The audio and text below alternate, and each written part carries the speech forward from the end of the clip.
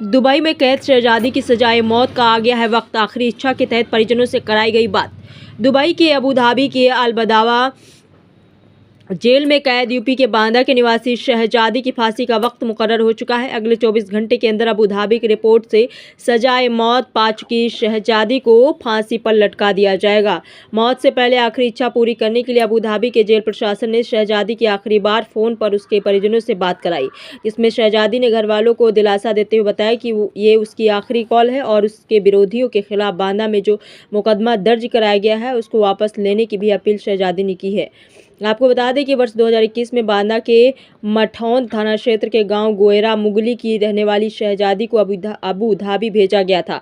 शहजादी को Abu Dhabi भेजने में आगरा के निवासी उजैर का पूरा किरदार बताया जाता है, जिसने शहजादी को लग्जरी लाइफ और उसके चेहरे के इलाज का लालच देकर वहां पर आगरा के ही रहने वाले एक दंपति के हाथों बेच दिया था, जिस पर बांदा सीजेएम कोर्ट के आदेश पर दुबई में रह रहे आगरा के दंपति और आरोपी उजैर के खिलाफ मानव तस्करी का मुकदमा भी दर्ज किया जा चुका है।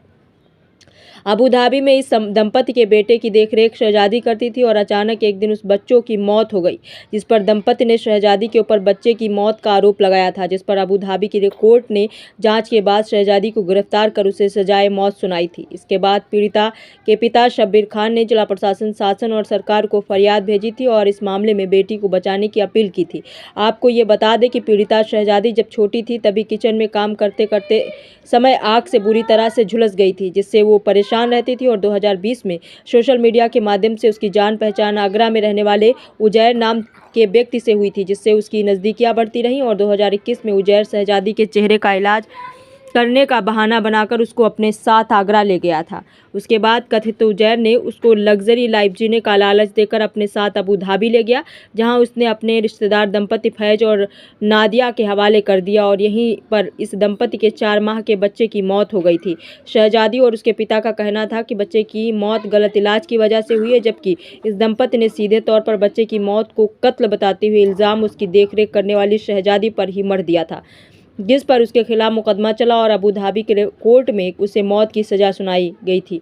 कल रात पीड़िता शहजादी का परिजनों के पास दुबई से ही फ़ोन कॉल आया, जिस पर उसने बताया कि उसे अलग कमरे में रख दिया गया है और जेल का कैप्टन आया था, जिसने उसे जानकारी दी है कि अगले 24 घंटे में उसे फांसी दे दी जाएगी। जेल प्रशासन ने उसकी आखिरी इच्छा के बारे में पूछा था, जिस पर शहजादी ने अपने परिजनों से बात करने की ख्वाहिश जाहिर की थी और इसी के तहत उसकी ये बात कराई गई है। आखिरी बार बेटी के इस फ़ोन कॉल आने के बाद से पीड़िता के घर और गाँव में कोहराम मचा है। पीड़िता के माँ बाप रो रो कर अभी भी अपनी बच्ची को बेगुनाह बता रहे हैं। पीड़िता के पिता का कहना है कि शासन, प्रशासन और राष्ट्रपति तक से उन्होंने फरियाद की, लेकिन उनकी किसी ने नहीं सुनी। तो आइए देखते हैं आगे की रिपोर्ट।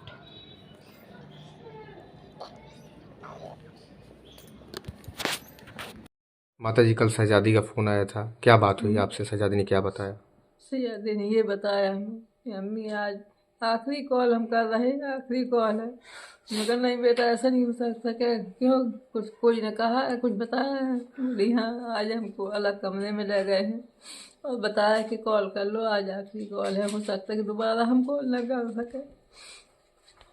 कहाँ कहाँ आप लोग गए शहजादी के लिए? हम लोग दिल्ली गए, आगरा गए, उनके परिवार वालों से माफ़ी मांगने दिल्ली गए, बांदा में गए, यहाँ मटौन में भी, हर जगह हम लोग गए। हर जगह हमें कहीं से प्रयास हमको अब कहीं कोई आस नहीं अब दिखी? कहीं कोई आस नहीं, कहीं से हमें प्रयास करने के लिए नहीं मिला।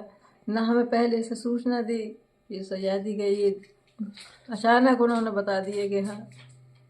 कल कितनी देर बात हुई शहजादी कल से? 10 मिनट हुई। पहली बार उसने 10 मिनट की नहीं, 7 मिनट होती थी। कल किसके माध्यम से कॉल आया, कुछ पता है आपको? जेल से आया था। जेल से आया, जेल से कराते हैं, जेल ही से कराते हैं। वहीं से कर सकती, हम नहीं कर सकते।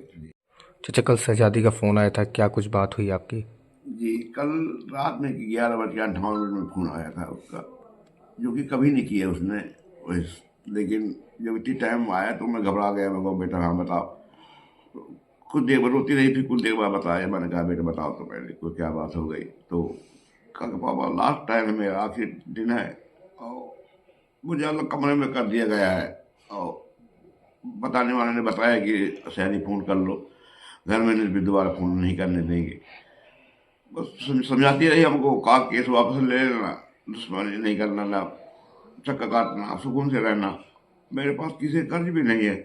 रोती रही, बताती रही। अब रात भर तो बैठे रहे, मुझे हम लोगों को कोई सोचना भी नहीं है। मेरी तरफ से न किसी कोई कागज वगैरह हमारे पास आए हैं। ये कैसा इंसाफ बताइए। मैं भारत सरकार से मांग करता हूँ कि मेरी बेटी के लिए क्या किया है। अच्छा, क्या शहजादी ने क्या बताया आपसे? सैयद ने ये बताया कि मेरा लास्ट है। मेरे को अपने को शायद डराने के लिए कहा, नहीं पापा बस लास्ट है और मैं दोबारा नहीं कर पाऊंगी। और क्या बताया, कब तक उसे फांसी होने की संभावना है? आज शाम तक या सुबह होगी। सुबह ज्यादा वो बता रही थी कि वो जो है, वो यही बताया उसने कि बस लास्ट है, मैं दोबारा बात नहीं कर पाऊंगी। अगर आज दोपहर के अगर शाम तक नहीं आता तो उसको हो चुकी सुबह पे। कितनी देर बात हुई आप? करीब 10 मिनट बात हुई उसने। जो पहली बार तो 10 मिनट किया, मैं 7 मिनट भी करती थी लास्ट काल, दिन में 2 बार कर लेती थी, रोज करती थी। हमको अच्छा लगता था कि चलो बात होती है, खुश है। लेकिन अचानक अपने समझ में आ रहा कि उसके साथ में ऐसा क्यों हुआ। बेकसूर है कि कोई उसने गुनाह नहीं किया है। तो कितने सालों से बंद थी जेल में? 2 साल से हो 2 गए। साल हुआ। कहाँ कहाँ आप लोग जा हमने हर चुके? जगह गए, दिल्ली भी गए, पीएम हाउस, विदेश मंत्रालय, राष्ट्रपति, हर जगह, और ईमेल भी किया सब नेताओं से, सब सांसदों, विधायकों, पुलिस, किसी ने बस यही किया बस। बाकी कोई मेरी लड़की को कोई मदद नहीं मिली। कोई आस नहीं समझ में आई? जी, कुछ आस समझ में नहीं कोई आई? आस नहीं रहा, न यूपी गवर्नमेंट से न केंद्र सरकार से कोई भी नहीं है। एक किस देश में है और किस जेल में है? वो इस समय दुबई, आबू धाबी की अलबतवा जेल में है इस समय मेरी लड़की। जी। और बस अलबतवा में है। अच्छा, किस जुर्म में फांसी हुई थी उन्हें? वो 4 जहाँ रहती थी, उसके बच्चा हुआ 4 महीना 21 दिन का हुआ, तो उसके टीके उसकी माँ लगवाने गए, जो कि मेरी लड़की ने मना किया कि अपी, उसको अपी कहा करती थी कि अभी तो भैया छोटा है, उम्र नाम था बच्चे का। लेकिन उसकी माँ चली गई, उसी रात वो खत्म होता है, रिएक्शन नीला बदन हो जाता है। उसकी माँ ने बगैर ऑपरेशन वो पोस्टमार्टम कराया, वो मिट्टी दिला दी। वो अलेहान नाम के एक कॉलेज में प्रोफेसर है, वो पुलिस को ट्रेनिंग देती है, उस इलाके में उसका असर है। तो बगैर पोस्टमार्टम के बताइए, और वीडियो फिर 58 दिन के बाद फिर वो वीडियो बनवाती है मेरी लड़की को कि ऐसा कैसा करो, ऐसा करो। 2 दिन पहले मोबाइल छीन लिया। 12 दिन हमसे जब बात नहीं हुई तो हम घबराने। फिर जब पुलिस पहुंच गई चौकी, वहाँ से किसी पुलिस वाले के मोबाइल से मेरे इसी मोबाइल में आया, कहा पापा जल्दी बात करो मुझसे, घबराई हुई थी।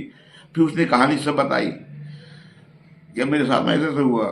बस ये जो मैं एक कागज में अरबी में एक इंग्लिश में लिखा हुआ था कि मैंने मारा है, उसमें धोखे से दस्तखत करवा लिए पुलिस ने, पुलिस चौकी में, थाने में। बस उसी के बिना पर उसको फांसी देते चले गए। क्या नाम था उन दंपत्ति का जिनके यहाँ थी वो, जिनका बच्चा था? जिनका बच्चा था वो नाजिया नाम है, नाजिया औरत का नाम है जिसका बच्चा खत्म हुआ, और उनके आदमी का नाम सावर का फैज नाम है। फैज। आगरा की फैमिली है, और जिसने भेजा था उजैन नाम, उस पर पन्ना चौधरी है नाम उसका। वो जो है ये आगरा का रहने वाला है, और उसकी माँ भी वहीं थी, मतलब अंजुम साना बेगम। अच्छा, किस मुकदमे की बात कर रही कि आप वापस ले लेना? जो हम लोगों ने 4 लोगों, जी उजैर, उस पन्ना चौधरी और अंजुम साना बेगम और नाजिया और फैज, इन चारों के सीजीएम अदालत से FIR का आदेश हुआ है। भारत में मटौन थाने में केस भी दर्ज है, लेकिन यहाँ की बांध पुलिस ने उठाए नहीं आज तक, पूछताछ की कुछ नहीं की। ने मेरी लड़की आज जिंदा होती। और उसको क्या लगता है कि जब उसने कल आपको फोन किया, कह रही थी मैं आखिरी कॉल कर रही हूँ? बस ये लगा उनकी बात से, हाँ। किसी वो ऐसी बात नहीं की उसने 2 साल में ऐसी कभी। कब पापा मैं जानती हूँ मुझे आखिरी दिन है और मैं दोबारा कॉल नहीं कर पाऊंगी, सुकून से रहना, यहाँ रहना हो तो यहाँ नहीं बम्बई चले जाना। मेरे पास किसी का कर्ज नहीं है।